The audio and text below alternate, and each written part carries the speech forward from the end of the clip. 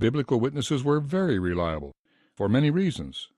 First, the writers of Scripture were by and large contemporaries of the events. Moses was a witness of the events in Exodus through Deuteronomy. Joshua was a witness of the happenings reported in his book, as were Samuel, Isaiah, Jeremiah, Daniel, Ezra, and Nehemiah after him. The same is true in the New Testament. Matthew was a disciple of Jesus. Mark was a contemporary and an associate of the Apostle Peter. Luke was a contemporary who knew the eyewitnesses, and John was a disciple of Jesus and eyewitness of the events. Second, in the case of the New Testament writers, all 8 or 9 of them were either apostles or associated with the apostles as eyewitnesses and or contemporaries.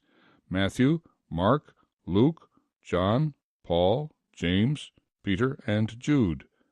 These were all men who held the highest standards of ethics and were willing to die for their beliefs, as most of them did.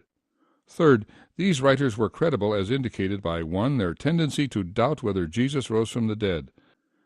2. The inclusion of material that reflected badly on themselves. 3.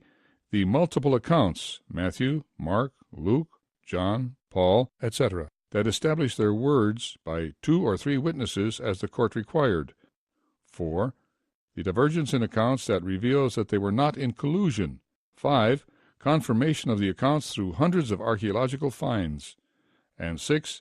The evidence for early dates for the basic material about Jesus' death and resurrection by A.D. 55 through 60. Noted historian Colin Hemmer confirmed that Luke wrote Acts by A.D. 62. But Luke wrote the Gospel of Luke, which says the same basic things about Jesus that Matthew and Mark say, before he wrote Acts, say by A.D. 60. Further, Bible critics admit that Paul wrote 1 Corinthians 15, 1-6, which tells of the death and resurrection of Jesus, by about A.D. 55. This was only 22 years after Jesus' death, while more than 250 witnesses of his resurrection were still alive.